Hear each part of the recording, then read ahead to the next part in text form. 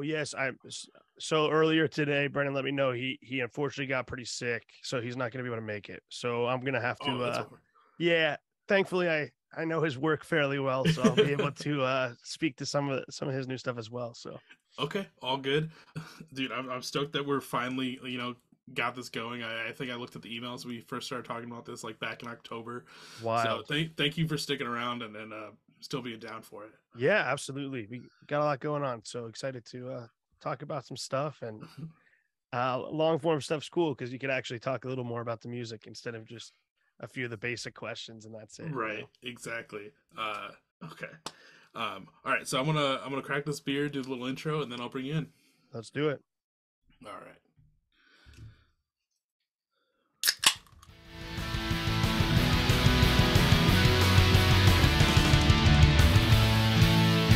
Welcome to the Beers with Bands podcast with your host, Michael Torres.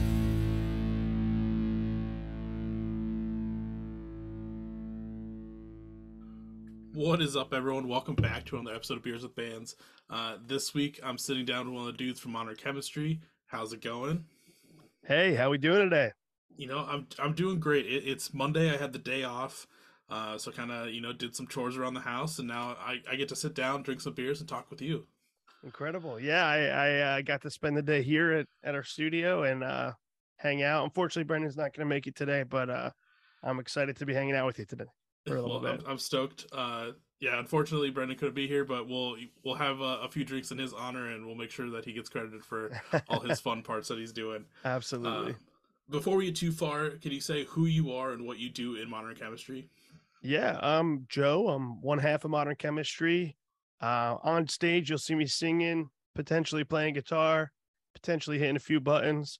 Behind the scenes, um, I'll kind of do anything from drums to vocals to guitar to synths. So it just depends on the song.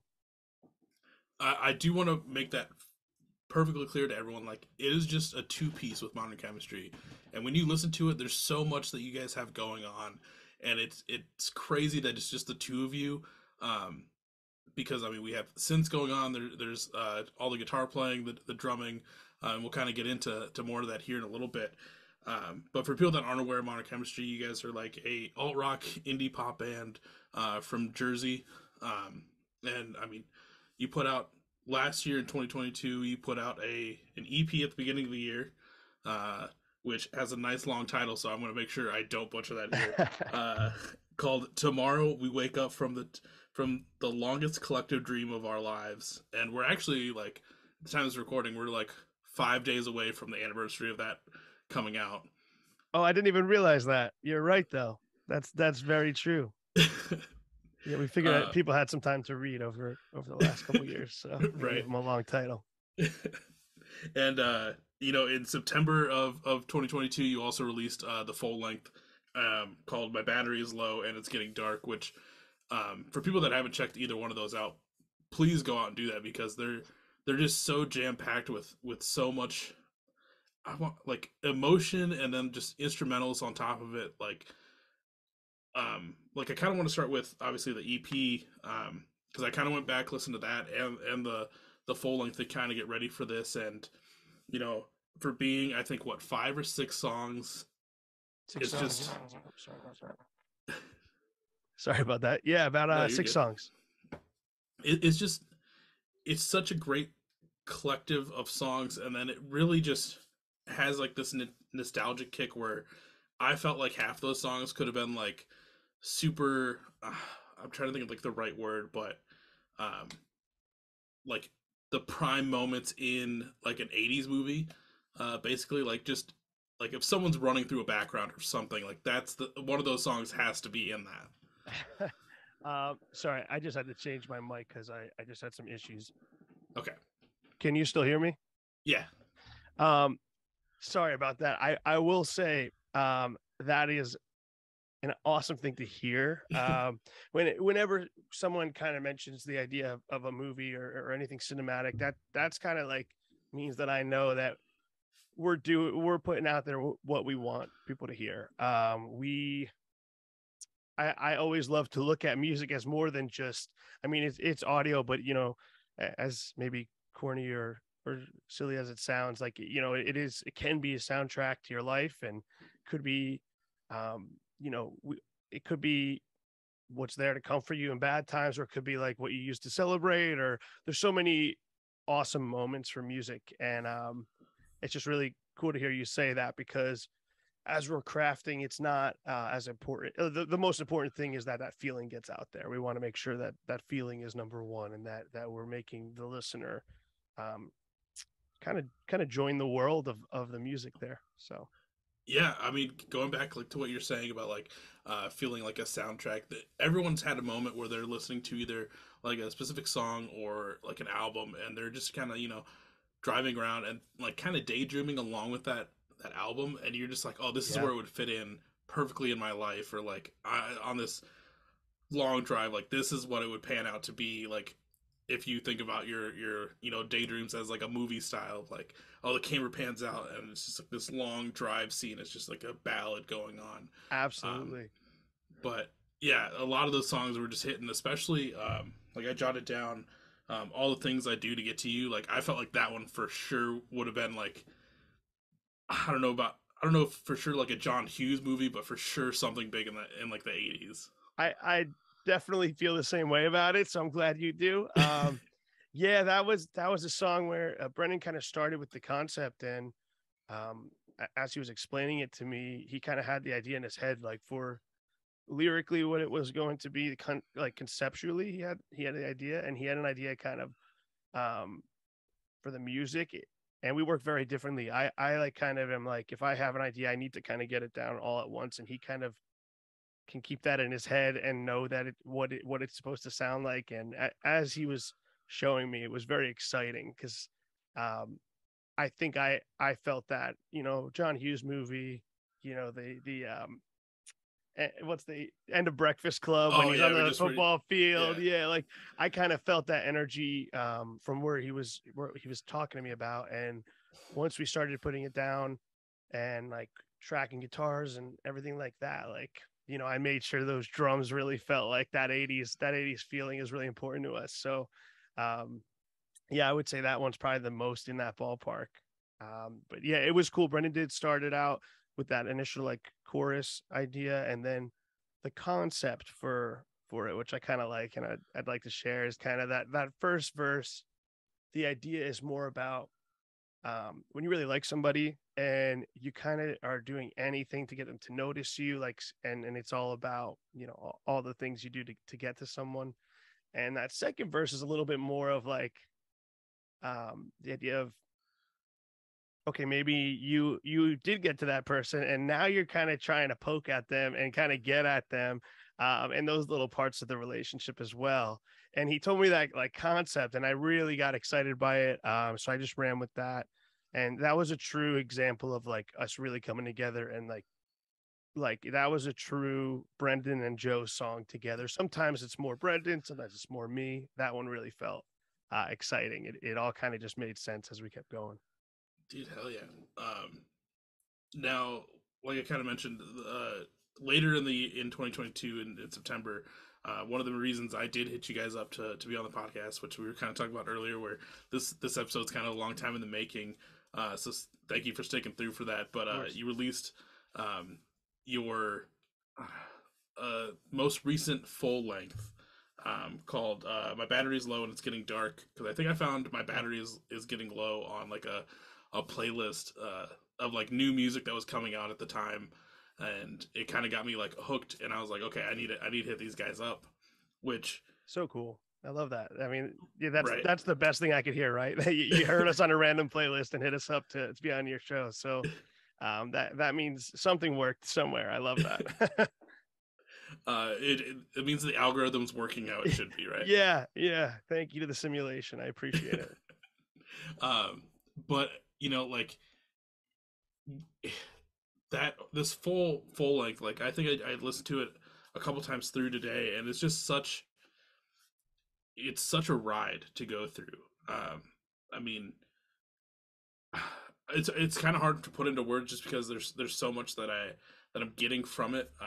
Because I mean, especially you kind of start off with obviously like my battery is low. and kind of build up to getting up to like Supernormal and Pilot. And I mean that in three separate songs, because Supernormal and Pilot are all Yes, yes. three different songs for people that aren't aware. But like you get to that, and then it kind of just keeps crescendoing up to the final end of the whole album. And I gotta say, like, it was a joy to listen to, because especially with like the little film that you guys put together as well, which we'll talk about here in a little bit. Um, like I loved it, and kind of like, obviously it's been out for probably 4 months at this time, but like what was kind of like some of the reception that you guys got on it when it got released? Well, I guess there's so many parts I could start at here. This is technically our second full length, and Everything in Gold was our first one.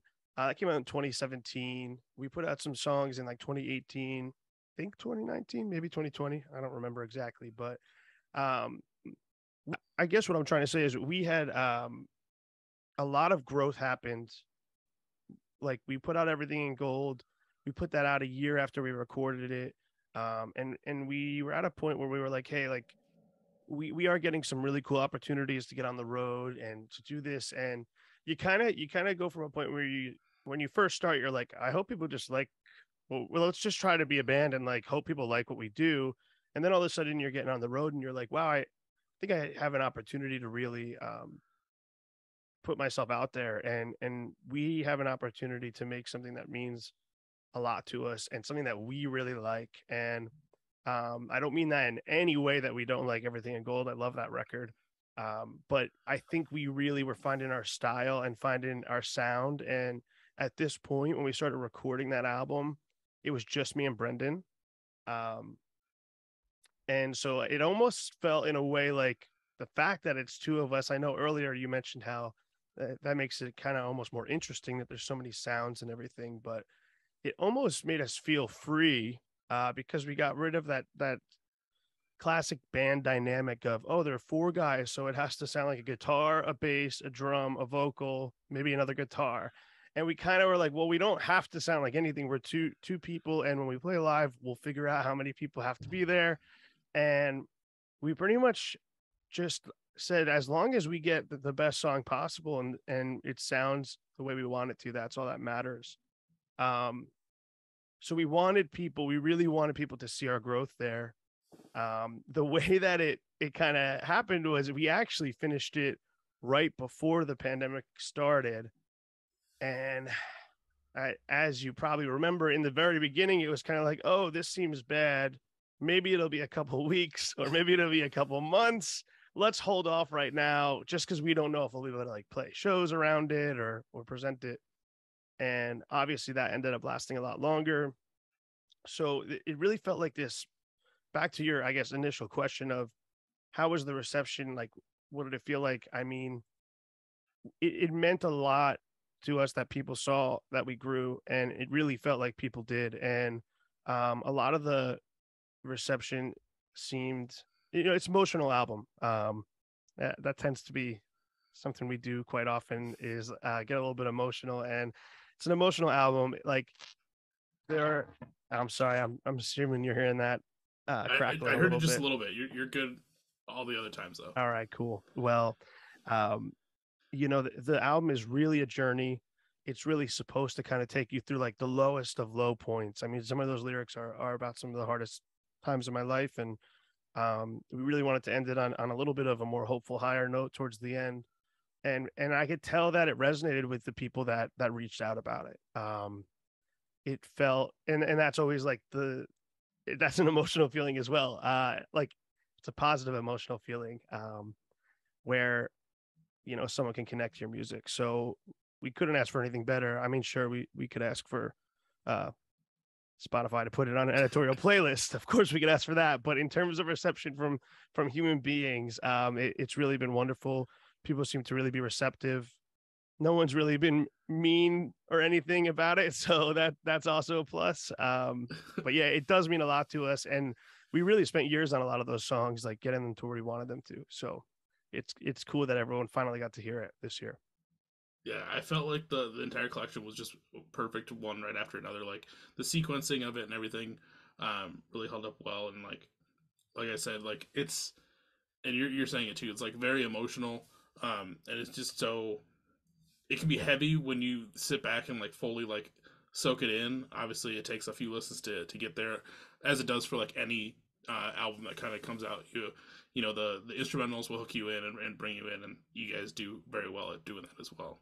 And thank you. Yeah, I mean, the most my favorite part about music is the melodies, and I love catchy music more than anything. So, yeah, at the end of the day, if you're not listening to the lyrics, like I want you to be really just enjoying yourself. I want those earworms in your head, you know. And I do feel real quick like I should just make sure that everyone understands. I didn't play drums on that record. We had a really incredible friend of ours, Mike Lenardi, play all the drums on that record. We obviously did do some drum machine stuff depending on the song. So did he. He has some really amazing synth and drum machine knowledge as well. And our friend Eric Romero, who produced the record, played bass on probably 90% of it as well. So I don't want people to think that we are 100% doing every single piece and everything that's ever came out. But yeah, we have a lot of really talented friends that we get to jump in there when we need them. Well, I mean, that also is very good that you two aren't both like egotistical, where it's like, no, like we're two people, we're doing this 100% our own way. Because like I know some people that are complete solo artists, and they like obviously one person can know a bunch of instruments, but it's another thing to like actually feel proficient enough in yourself to record those instruments, and like let someone else come in on your vision and do those instruments that you feel content with, like how it's going to come out, if that makes any sense. Totally. And yeah, I won't even, I go there sometimes too. I'm not going to say I'm above it. I mean, I have moments where I'm like, I can do everything here. Like I can do it all. And then you have a moment where you're like, well, it might sound good if we got our buddy to actually play like bass on this instead of you. Like you can play it and it'll sound good enough, but that doesn't mean that it's going to be right. And so yeah, I'm not going to say I've always been above those moments, but I think you're definitely right. Like the moments where you can let go and allow other people to come in and help you and be a part of it is great. Because even if not for like expertise, it's nice to sometimes just having someone else's view of what you're doing and then them at it from kind of a different angle is really exciting. You send it over to someone who's mixing it and they hear it as a whole different kind of song than you originally wrote it as. Sometimes that's great, sometimes it's bad. We've always said it depends on the song, but yeah, I totally see what you're saying with that. And we try to make sure that we're being smart about it. We've been doing it long enough to where I think usually Brandon will let me know if if I'm overboard there, probably. Because yeah, I think I saw you guys first start, like the first release for you guys was like what, 2013 or something like that. So you guys Yeah, been doing Modern Chemistry at probably. least 10 years now. Yeah, wild to say out loud, but yeah, we were in college when we first were releasing music. So yeah, we've been at it for a long time. We started as a four piece, so we very much were four guys in a band. Two guitars, bass, drums, vocals. That was how we started playing basement shows, um, bars and stuff around there, around Asbury. Yeah, so we have been at it for a bit, definitely. Now, from when you guys like started and were that four piece to now being like the two piece that you are now, um, is there anything else that's drastically changed? Like, has the sound kind of changed and refined or found a different vision in that time? Yeah, I think at least part of what I was touching on before kind of relates to this is like we've definitely had very specific moments of growth that like um or moments where we felt maybe our vision wasn't being like what we saw in our head isn't what we were putting out there. Sometimes you have those moments where you're like I mean the most classic thing is like when someone goes, oh, like you guys are a pretty cool pop punk band, and then we'd be like, we're a pop punk band? Like, I don't think so. And like, no shade to pop punk band, but like, we felt that we were like doing something different. And then you realize maybe it's not it's not being received that way because maybe we're not presenting it that way. So I think early on, again, was more of like, well, like, let's just make cool songs and make sure that people are loving it and having a good time. And then as it continues to go, you go, wow, this is like, this is an extension. Sorry about that. Once again, this is an extension of myself. This is an extension of ourselves. And this should be the best thing that I can do, or this should be like, you don't really have another chance to do this. And it's going to sound, it might sound egotistical, but there's a point where we said, we're not just some guys in a band, we're artists, and this is important to us. And this is my output as an artist. And I think we've hit that point a few times. I think the whole idea of Tomorrow We Wake Up, it initially started again during that time. Probably, I think it was the night when Tom Hanks got COVID, was like the big night. Like, I remember that very specifically. Me and Brendan were planning to do a few shows locally, like some stripped down things, and we had like some ideas for how we were going to do it, and we were working on those. And I just remember being like, we were like looking at the news while we're down there, and we're like, man, like, I don't know, like, this might be a couple weeks or something. We might have to cancel the shows. And we had that song Haley. I had just kind of recorded that in my room. Brendan was really excited about it. He had heard me, I guess, playing it or working on it. And we were kind of like, maybe we can try, like, depending on how long this goes, maybe we can just kind of record it ourselves. Maybe we don't have to go to the studio. And next thing we know, we are home for much longer than just a few weeks or a few months. And we realized, okay, yeah, we are going to go forward with that. We're going to try to prove like that we can kind of get this done. We can get our vision out there on our own. And so that was a big part. That was a huge strategy change. That was me and Brendan going, let's do it all in our rooms and get this done. We pretty much 75% of that in my bedroom. And that was huge. I mean, we were the ones recording it. It was the first time where I was like, really felt like I was a producer there.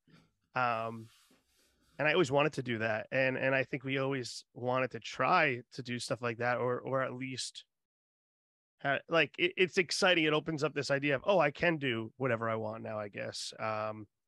It doesn't always have to be like, oh, we gotta figure out how to get some money to get to the studio to do this.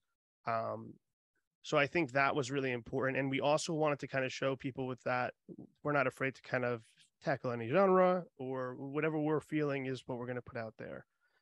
So I think that was another big step in growth. And that, it was funny because that does come out before My Battery Is Low. But I do think it ends up kind of working out really well, where it's like, you get Everything in Gold, which is a little more straightforward, emo, alternative, indie rock record. Tomorrow We Wake Up is kind of stretching a lot of different genres, and you can kind of feel that was probably made, there's no live drums on that. It's pretty noticeable. And then it felt like My Battery Is Low was like kind of a nice mix of both of those things. So did I answer your question? Probably not, but I think that was a long way of saying the game plan's always changing. It's always about, but at the end of the day, I guess it's not at all. It's always about just putting out the best things we can. Once you get that feeling, like, there's a feeling when you're working on something and you're like, oh, there's like this excitement that comes with it. You just always kind of ride on that. And that's always what we do. Like, whenever that feeling hits, it's like, all right, let's keep this moving as long as we can. Whether that means we're doing it at home, we're going somewhere else, whatever that means, whatever style that is. If we're, chugging along, or if we're, hitting one note on a synth, it doesn't matter.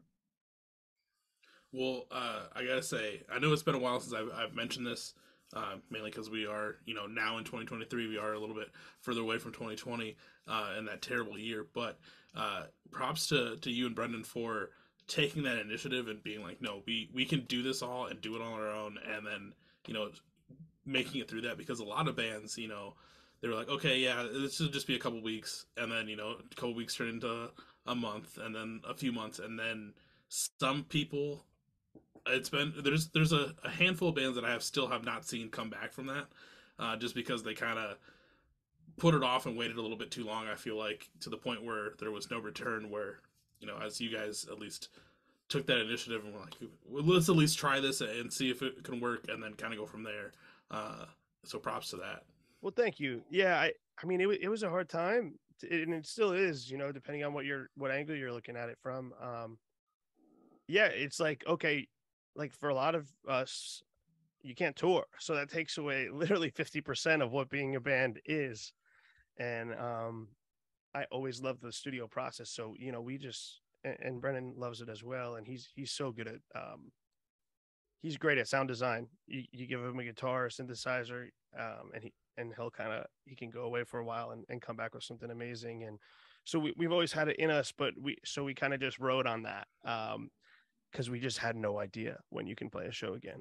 And I can imagine, I mean, I feel bad for a lot of bands because it's so hard to you have to we had to change our whole mindset. Everybody did. And we're still watching. Everyone's trying to figure out how do we continue as artists? What is the way?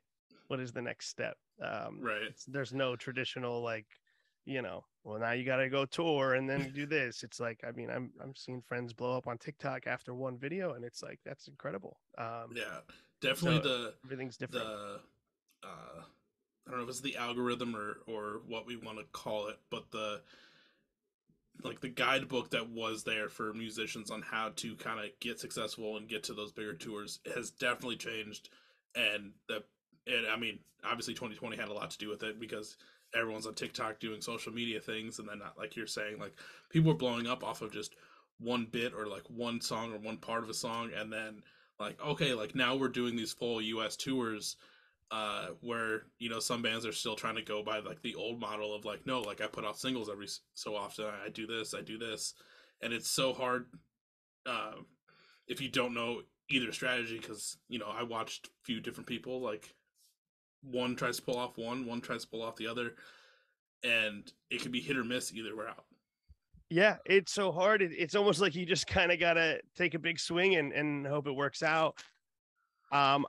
Sorry again. But I do think, if anything, there are doors that open even when it gets really, it gets frustrating. Obviously, you put out something and then nobody listens to it, or you try to go on tour somewhere else and you're like, wow, nobody showed up. There's so many factors. I would think we should feel a little bit lucky, as weird and new and different as it is, that there are still roots for artists to kind of make it happen, even if they do take that big swing and it doesn't work out. I don't remember the bands. I think it was the Walters was a band that had broken up, and then their song blew up on TikTok last year, and they were like, whoa, this is amazing, and they got back together or something like that. I could have gotten the band name wrong, but there are moments like that you're seeing and you're like, I'm so sorry. You're good, dude. You want to give me one moment? I think I can fix this. All right. Yeah, take your time. Sorry about all that. So I just got this new studio with a really good friend of mine, and he has a lot of amazing gear. I'm still learning some of it. You're good, dude. Yeah. So sorry about that, but yeah, I guess what I was trying to say before is really just, it is, none of us know what we're doing. I don't think. It's like we got lucky. We got to go on some really cool tours, but when we started, it was different than it was before. The internet was king. Social media was king. Spotify was happening. People CDs were still being made. So, we would make the CDs and people would buy them. But that's now, we're a level past that now. So it's almost like probably at least two iterations of how to be an artist has happened already. So I think that's where the confusion comes in, because even the people that were getting their footing in the social media, Spotify, internet age are now whoa, I forgot that it was going to keep changing. It doesn't just go, there's a before the internet, there's a after the internet, but that doesn't mean that after the internet is going to stay stagnant. So I think we have to kind of just keep watching these changes and they're scary, but we can't be afraid of them. You know, you got to try to figure out like the best route for you to still feel like yourself. I Right. didn't fix the problem. Sad. No, but like kind of going off of like what you're talking about with like changes and kind of just refiguring out your own like method to keep going. I mean that's why I'm doing video podcasts now on top of the audio ones. Is I've been doing this for since 2019, so 3.5 years, and I'm just now doing video ones. They're starting to work them in because I'm like I can't stay stagnant doing one thing, and you got to keep ever evolving yourself. And as musicians, you got to do the same thing. Absolutely. Can you hear me now? Yeah. All right. I've switched once again. And I'm going to just do one more thing.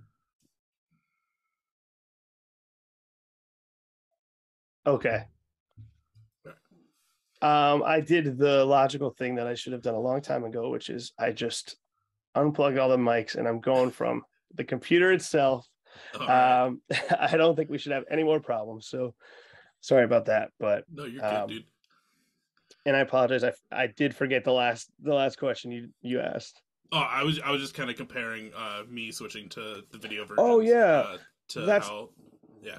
So yeah, you switching over to the video versions is like a great example. I mean, that's literally what I did. I said, I'm here now. I'm stuck. Like it was very tough for me mentally to handle the pandemic. And one of the saving graces was like, oh, we got YouTube. I've got a computer. I'm gonna learn how to do this thing that I love instead of just like guessing or like not doing it 100%. And it seems like you're doing the same thing. And that's one of the positives over the last couple of years is like realizing like I should probably do the things that I want to do instead of saying I don't have time for it or I can't. So yeah, I know I'm still trying to figure out how to do like the Twitch thing where I can get myself in the corner and then have my Logic thing in the background. Like there are a lot of cool stuff like that you can do right from your house, and it's like we should be putting out the best stuff we can if we can. So that's cool that you made that move, and I'm sure you're gonna continue to see cool new things come from that.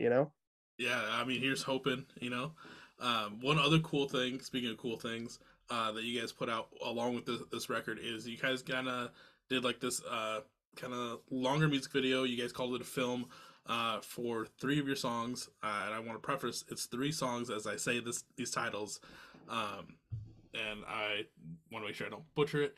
It's Super Normal and Pilot. That's 3 different song titles.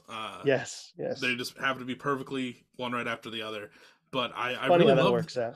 yeah, I really loved the video because in the film because I mean it starts out with Super Normal. I don't know how I keep thinking that's the title, and then I'm like I don't feel like I'm saying that right. No, you got it. But it starts out with that, and it kind of bounces between you and Brendan playing instruments. Obviously, like you start out on the drums, and then it kind of like flickers with the light, and then we see him on the drums, and you switching to bass, him on the guitar, and I thought that whole dynamic, how we talked about earlier, like you guys are a 2-piece, you guys are manning all these instruments. I thought that whole dynamic and visual was really sick to do, to start off that film. Like obviously it's been out for a while, but like why did you choose like those 3 songs to be part of that? That's a great question. Well, first of all, thank you. Yeah, that idea, somewhat of a happy accident, but at the end of the day, it felt like the right choice because we were like kind of how we spoke before. It's like it's the 2 of us now.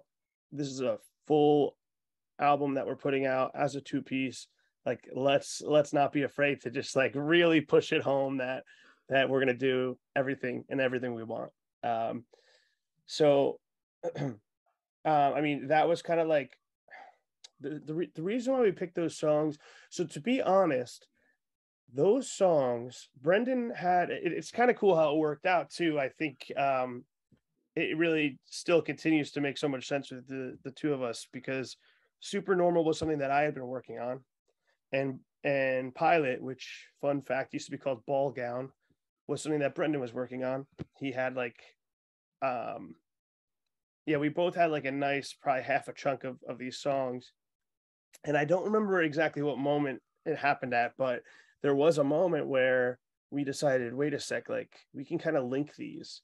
Um, I had one day just like made a very different version of that interlude, and I was like, oh, this is really cool, and it can link perfectly. Like this isn't the bridge, it won't make sense as the bridge or the second verse, and or like this is kind of like an outro interlude, and we're like, wait, if we like change the speed of Ball Gown or something, we might be able to make these work together. And that's kind of how like that became the centerpiece of the record. You know, so the songs kind of became part of each other before the music video kind of put them together. But we wanted to, as I said before, it's important that our vision isn't just in our brains and that we get it out there to everybody else. So we, Brendan had this really cool idea. He's like, what if it's us like on a movie set, and it's all cool, and there's like some kind of odes to 90s hip-hop videos, like the P Diddy cheese grater videos, but then also like you're kind of like something weird's happening, and you realize that this group of people is also potentially faking the moon landing. And we kind of like he told me this concept, and I was like, this is the best concept ever. And actually, now that I say it, I'm gonna have to take a step back, because I think it was only supposed to be for one of the two songs, and I was like, well, wait, why don't we do like why don't we make it more of a full thing for the entire album? Yeah, it was only supposed to be for Pilot. I was like, let's make this a much longer thing, not for the entire album, for those entire 3 tracks, and really make this kind of the centerpiece of the record. And it just felt like the right way to kind of for us to show off what we've been working on. And it kind of hits a lot of different sounds, a lot of different feelings. So it felt like good in that regard too, for that to be the first thing that people heard and saw. Yeah, But dude. our friend Ben Lieber is unbelievable, and same with Chris, who filmed it, a lot of it, all of it. They're a great team. And we've known Ben for a while. We had been working with him on other aspects of this album, and he did the album cover. And there was one point where, who knows if it'll still happen, but there was an actual full-length movie in talks at one point. We kind of had a team working together for that. But if Ben was very close to this album, and so we were like, we need him to do this video with us. It's the only right way to do it. And he knew what we wanted. I mean, this came out exactly how we ever could have, the best way it ever could have came out. It was amazing what we were able to do in one day. Well, I mean, yeah, I loved watching it. It's the visuals are perfect. Faking the moon landing was kind of like a nice, funny touch to it. But I've said it in more recent previous episodes, but I really love like kind of 2-part or 3-part songs where they kind of start off one way, kind of have that nice. Obviously, you guys do the and interlude to kind of bridge them together, but it's so seamless where it almost feels like one giant track, and that's the kind of stuff I love. Um, and especially like when it comes to the film, it worked out perfect because during that interlude portion, you guys are able to kind of like walk away from like the kit and all the instruments to walk over to like the giant white screen to kind of do the second half of it. But I mean, overall, anyone that is listening, please go check that out because it was super good. But now that you mentioned this film, and you don't have to give too much away of it, but like, what would this film be? Would it be like the Pink Floyd's The Wall style film, or what do you guys have in mind? Probably. I mean, there's been a few iterations, but we had almost in like an entire screenplay kind of put together at one point. We had a team of people working on it, but Ben was kind of at the lead. The idea was for it to be, yeah, pretty much more of like the songs are the main part of it. There might be some words of dialogue. They were going to be it all kind of still had to do with space exploration and things like that. It all kind of also had to do with what is reality, what is not reality. I'm someone with OCD and anxiety issues, and I really wanted to kind of paint it in a surrealist way that could be again, just like our music, sometimes comforting, but also exciting. And so initially it started as more of we had kind of a scene for each song, but it all went together. It was going to be like a 40-minute movie. And then at this point, we've had some talks about ways where we can continue it. I won't give too much away, but like we're looking to like scoring some parts of it as well. Me and Brendan continue to like we want to be able to do this our whole lives. We want to score films. We want to do all that. So we're kind of looking at it as a way to showcase some songs, but also maybe reimagine others. Maybe also make things that are literally just film score, sound effects, like make it a real film. Still would be probably mostly based on the music. Wouldn't be as much. It's not going to be like this project itself wouldn't be like a lot of talking or anything like that. But there's still a glimmer of hope for it. We'll see what happens. Dude, hell yeah. Well, Yeah. I'll keep my eyes peeled in case anything drops. That's amazing that you guys are trying to, score some films and kind of expand your repertoire and kind of go down that route as well. Yeah. And I know, we've got a lot of plans for this year. Me and Brendan, you know, like I've said before, we have a ton of influences. We want to do so many different things. This year, we're both released in solo projects. This is going to be a really exciting year for us, where we can both kind of show sides of ourselves outside of Modern Chemistry, while still kind of being Modern Chemistry. And at the same time, I don't want anyone to lose hope. Like, we are still releasing a lot of Modern Chemistry music right now. Me and my buddy Mateo, he has a band called Charlie and Margot. We just opened a recording studio in New Jersey together. Can't thank him enough because of how much he did to make this work out. But I'm sitting in it right now. So, we tried to prove ourselves that we can do it at home. With tomorrow we wake up, and now we're at a space where we do have the drum sets. We do have, incredible gear. It does work really well. I just didn't know how to use the specific piece of gear. So that's why it was fuzzy before. But basically, we're going to be able to do everything that we want. We've put out covers in the past as well at home, kind of to have fun and try out, bringing other songs into our world. And we're going to do some more of that as well. This year, you're just going to see more and more music from us. So we're really, really excited. We have no excuses not to put anything out at this point. I think we just had a lull for a couple of years where we just didn't put out enough music, and it really got to us. And that's why last year we came out with so much music. And at this point, I just don't see it stopping. I have so many pieces of songs and songs that that need to see the light of day. We're really excited about. Well, speaking of these side projects, I don't know if it was you or Brendan that had sent them over to me today. That was A me, little yeah. glimpse as to what you guys are doing, and there was, for people that are listening, we to kind of bounce off what Joe said, like, Modern Chemistry is not going away. Like, there is a Modern Chemistry demo that I got a glimpse at, which sounds amazing, is everything you want from Modern Chemistry. But I also got to check out some of the upcoming solo project stuff, and I do want to kind of plug both of those, because it is both of you guys doing your own thing on top of Modern Chemistry. So if I get this correctly, you're the painting company is your solo project. Correct. Yep. Which I gotta ask, why the painting company? The painting company, it's a name I've had kind of in my back pocket for a long time. I don't know. I love the idea of using something so visual for something that's not visual. Painting is something I've done here and there throughout my life, and then I've also kind of like I really like actually painting artwork as well. Like, I've painted houses. I also make artwork as well, and it felt like this cool way to just like be annoying. To be like people see the name and they're like, every time I tell them that that's my music name, they're like, I don't understand, but I'm in.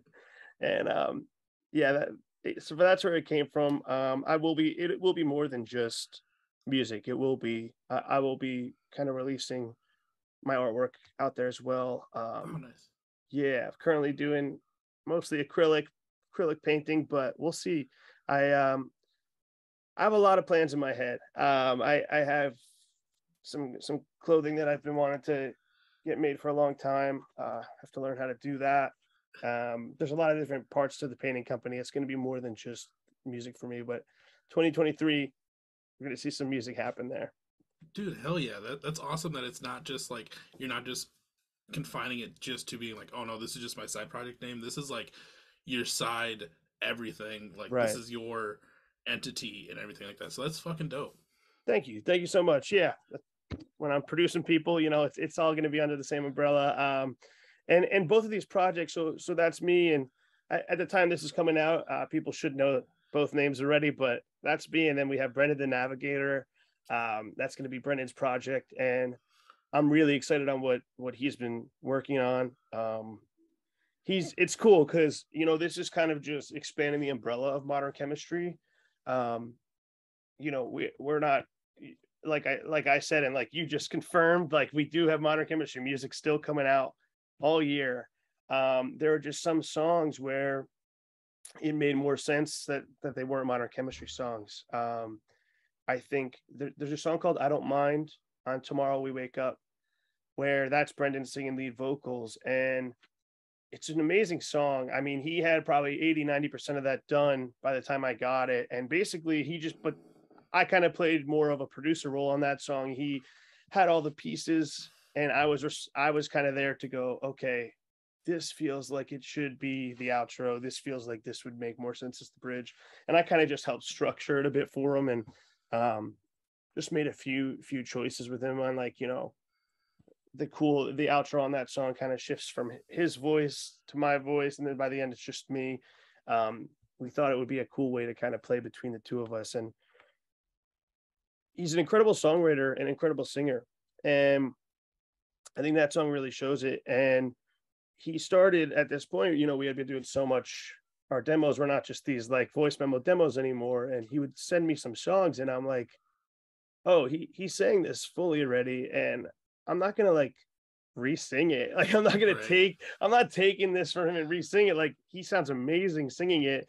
And at the same time, we're like, well, we don't want to change the DNA of modern chemistry, um, where it's too far off in terms of like the packaging in that way. But I also was like, well, there's no way, like, I'm not going to stifle this because this is incredible. Like, you should be fronting this. And so that's kind of where it started. And for me, I've always had like tons of, like, I really like, some dancier stuff, like straightforward 80s synth pop, and like Burial, and like some of that UK, dance stuff. And I really like some stuff that just wouldn't probably make too much sense as full modern chemistry songs. I have so many things like that. So this almost felt like a perfect way for us both to be able to do our to kind of hit those points without like sacrificing anything. This is a way where we can kind of just continue to be creative, continue to open up, and we're super excited. And thankfully, I mean, Brendan's the best, and he wanted me to be. I'm at least somewhat involved in his project as well. I'm helping engineer, record that, somewhat produce, whatever you want to call it. We'll see if I'm mixing it. It's good. This is where I pull back the ego and go, am I the right guy for this part? I don't think so, or I don't know. Maybe one day, but yeah, we're really excited. We're really working hard on these songs, and we've got a lot to show. Oh, hell yeah. Well, like I said, everyone that's listening, be ready for 2023. A lot of good stuff coming out of the modern chemistry umbrella this year. Um, Before we kind of transition, obviously we kind of talked the EP, we talked the full length. Is there anything Yeah. I missed between those two or modern chemistry that you want the people to know about? I think we hit on most of it. The most important and exciting thing is that, like, we now have this home base, so we are able to create as much as possible, and we're feeling really refreshed by that. We're excited moving forward with that. I'm excited to start, I have a few people I'm working with on their music. I'm excited to start producing other people, recording other people. But yeah, that's it. I mean, we are going to see what the next iteration of Modern Chemistry Live is. It all kind of depends as we make our music. And we've got a few really, really great friends who we've tapped in many a times to play live with us. And I'm sure, we'll be tapping them in again to play with us. We've been very, very lucky, and we've got some really great, like our friends. We basically got to a point where we're like, well, let's just get only people that are better at instruments than us to play our parts, and it's been working out really nicely for us. That way, take some of the pressure off. Or like, okay, I can't play that riff well, but you can, so that's great. So no, we'll see what else the future has to hold, but I'm real excited. I know Brendan's super excited. Like we got a lot coming out. Hell yeah. Yeah. Well, before we fully transition, obviously this is Beers with Bands. You do not have to be drinking any alcohol on these episodes, but I know, my dude, you have a seltzer over there. What are you drinking on this fine Monday night? Yeah, I didn't join with the beer, but this is Good and Gather pomegranate dragon fruit sparkling water. I believe this is from Target. Target brand seltzer, very good, by the way, and some more unique flavors than your classic, like, lime or grapefruit. Incredible flavors. But if you want to change it up, Good and Gather, baby. Target, sponsor us. I love the bubbly H2O. Yeah. Now is the pomegranate flavor like one of your go-to flavors? You want to know? I'm really kind of lame. I'm a huge fan of toppings and flavors with seltzer. I love a lime seltzer. It's just the best. Yeah. Just love a classic lime seltzer. Just the perfect amount of refreshing for me. So I kind of stick to that. Yeah. Keep it easy. What about yourself? What are we drinking over there? So I'm not going outside of my norm. Drinking the good old PBRs. Oh man, so, those are the best. Absolutely. Yeah. Absolutely. Can't go wrong. PBR, if you're listening, hit your boy up. Hit him up. Get him a sponsorship. This should be the ultimate PBR music podcast. Dude, I will put it out there. I have sent a few emails. I've got no responses. No responses? Hurts a little bit. Would you change the name ever to PBRs with Bands if they did something real exciting? I'd consider it. Okay. If they're gonna full board sponsor, I'd be like, yeah, fuck it. Like, ship me a case or two, and then the name's gonna change. I already stole one of the logos for a sticker, so it works out perfectly. I love it. That's awesome.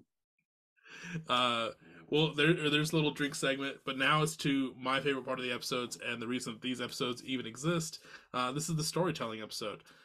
Basically, we just get to hear some of your stories from your time in music, whether it's tours, time recording, as I normally say, anything horrendous or tremendous, or any adjective in between. I love that. Man, we have a lot of we've been very lucky.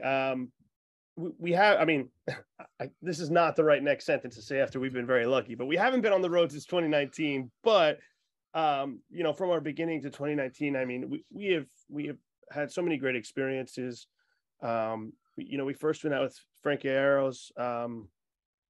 It was his first tour with a solo project. So at that time, it was Frankie Arrow and the Celebration. That was unbelievable to us as a band because we were literally 4 dudes from like New Brunswick, Asbury Park. New Brunswick was like where we played, basements. Again, like I said, basements, bars, all that stuff. And then we got this opportunity, and next thing we know, we have a 6-week full US tour. And so we're like buying a van. We never really did much at all before that.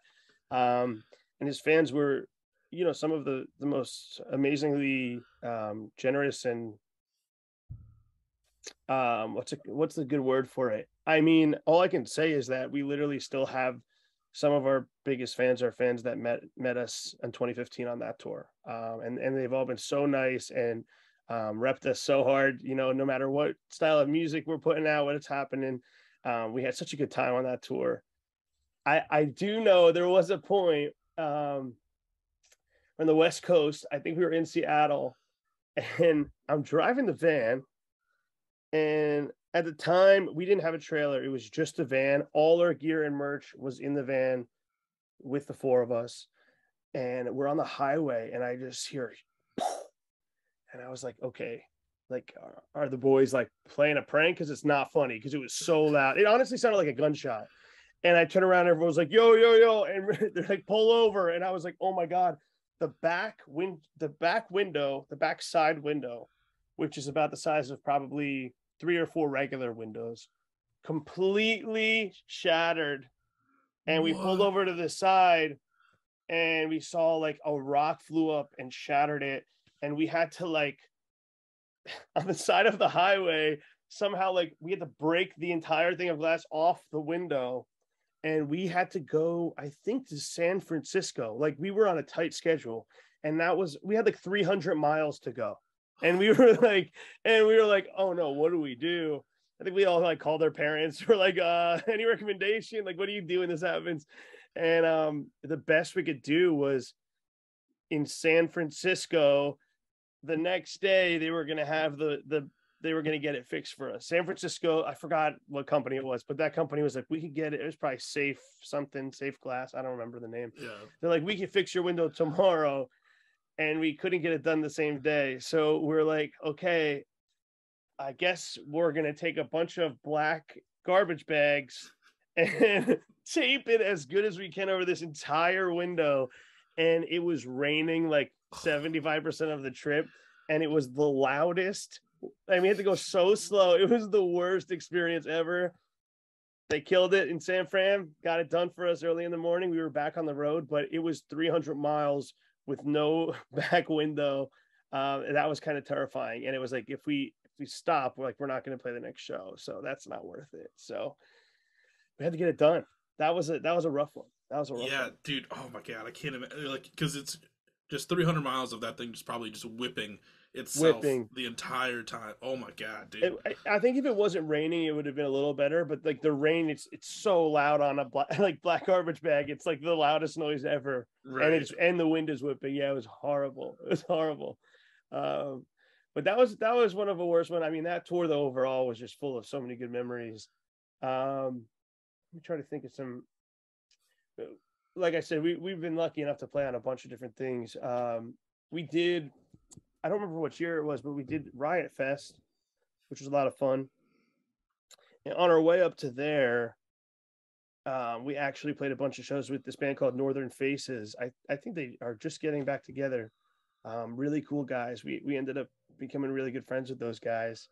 And this isn't as much of like a story, but there was this really cool feeling of kind of being two bands in a similar level of popularity. They were a little bit bigger than us at the time.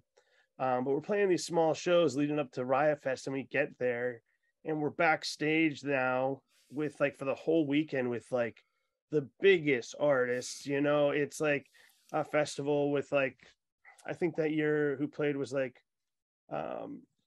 Taking Back Sunday, of course. You had Eagles of Death Metal, Snoop Dogg. There's just so many crazy artists, and like backstage there was all these like artists we look up to, and then there was this cool feeling whenever we see the guys from Northern Faces, where it was like, yo, we're in this together. Like, we're gonna do it this weekend. We're gonna show like there was this feeling of we're gonna prove ourselves together this weekend. And I just always found that to be so fun and cool. Like, you know, some of those shows we played were great. Some were like, you know, 4 people there. Like, they were just tougher shows. But then we like ended up at this like the ultimate, you know, place to play, the ultimate dream, you know, playing with all of our favorite bands ever. And just trying, like, hoping that we're gonna, you know, play well and you know, make some friends, make some fans. So right. that was amazing to kind of have that camaraderie through that. Dude, that's so sick playing Riot Fest in general. Like any big fest like that, like you, like what you're saying is like you're basically backstage with all these bands you look up to, and basically sharing the same stage and just like the same areas with them. Like that's got to be fucking insane and amazing. It was so wild, and we just had such a fun time. Yeah, it's hard to explain the feeling of that. I remember like we first got back there, just Mod Chem, not Northern Faces, and like we were one of the people back there was like, "Hey, do you guys need a ride to, where the food and drinks are?" And we're like, "Okay." And they popped us in their golf cart and drove us over. And we're like, "What's going on?" And like, to us, this was like, we don't deserve any of this. We're not used to any of this, but like, technically we were one of the bands. So it was like, anyone gets a ride. And just like little moments like that. And we're like, so the whiskey's like just free for us, the whole, like, just like little things like that were so funny to like experience. Even like on our first tour, being like, "Oh, we get a case of water, like this is for us, you're sure?" Like, just moments like that were always so funny and fun. To I guess it always feels surreal. You're just like always playing these shows hoping that like you'll get to play something like a festival. And yeah, I mean, we've done a few that have been unreal. I mean, South by Southwest, South by So What was awesome. um our last tour was with Dangerous Summer and Have Mercy, which that was pretty wild because me and Brendan played in both. We played in Have Mercy and Modern Chemistry every Oh, night. shit. And it was a blast, but that was exhausting. Like, because it's like it was just the bands, and it was Have Mercy and Modern Chemistry, and we were one van. There was no like extra people to like, drive or like Oh, do merch or anything. So it was intense, but we're really good friends with Brian. Like, that tour was awesome to be able to get closer to him. And the person playing drums for Have Mercy at the time was actually Ben Lieber, who ended up becoming such good friends with ours and becoming such a big part of My Battery Is Low. So we really had some amazing times on that tour, and obviously made some lifelong connection there with some people. And I think in the middle of that tour, we were supposed to get like a discount on this hotel, and it didn't work. So we drove down further and ended up getting booked at like a casino in the middle of nowhere, and like just spent all night at this casino together. And just things like that were always so crazy. You'd kind of just be like driving down a highway and you're like, "Oh, they have a casino here. I guess we'll be there till 4 a.m, and then we'll get up at like 8 and just go."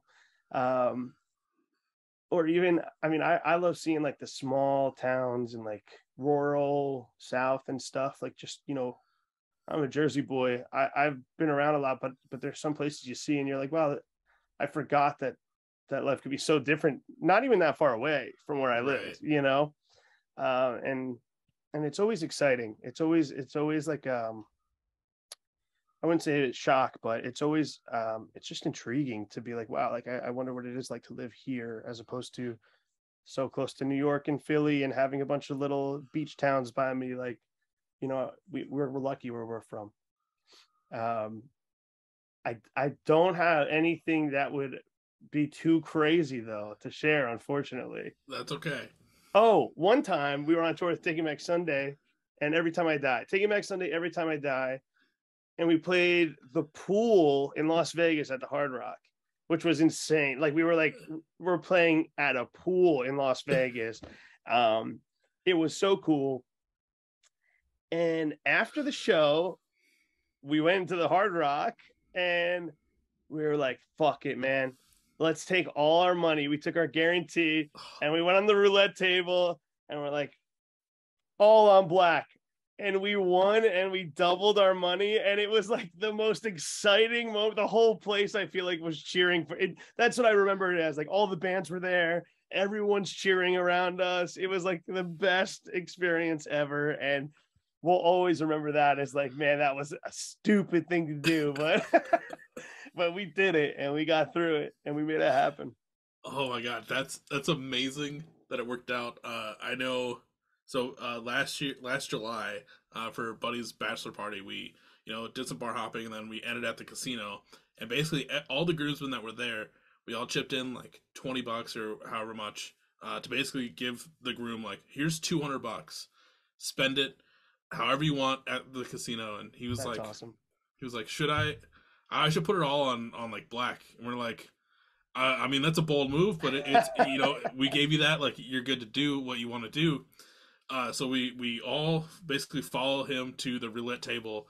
He puts $200 on black, and he ended up winning. And we cheered like it was dead quiet in that place, and we cheered so loud that people would have thought that we won like 50 grand or something. And all he did was win like $200 back. At the end of the day, there's nothing better than that. Like, the number doesn't matter. The number's all that doesn't matter. The excitement of doing something just a little wild right there. Like, you guys went into that with intention, and you were like, he's gonna have a fun long night, and he said, nah, I'm just gonna go for it all now. Like, come on, that's a hero story. That's the perfect bachelor party moment. And I do want to make it known, we left immediately after that because we were like, no one else is going to be able to pull that off. I had already lost like $60 in slots. I was like, we all need to fucking go. I wish I could say the same for us, but I'm pretty sure I ended up in the red that night. So that's funny. Shit. Yeah, like I probably definitely should have called it a lot before like we decided to leave. I had a buddy with me like sitting next to me that didn't gamble, and he was like, I don't know, man. I was like, dude, we had gone bowling and then bar hopping and then to the casino, and this is like Midwest, so like tabs are super low because awesome. Double fisting, it's still it was pennies on the dollar. And to the point where I was just throwing money in this machine just to show like my friend like, oh no, it's not that bad, and I would just like max bet. And in hindsight, it was not 2020 because I should not have done that every hand. No, I think that was sometimes you got to live it up. Sometimes you got to live the life. Yeah. I'm not condoning gambling. Nobody come away from this interview with like, Joe says we should all bet all our money. I think you should all be very responsible. But yeah, I think you did it. Yeah, in the moment, it made sense. Sometimes that's all that matters. Yeah. Well, Joe, I want to give you one big thank you, and thank you to Brendan, who unfortunately wasn't able to make it tonight.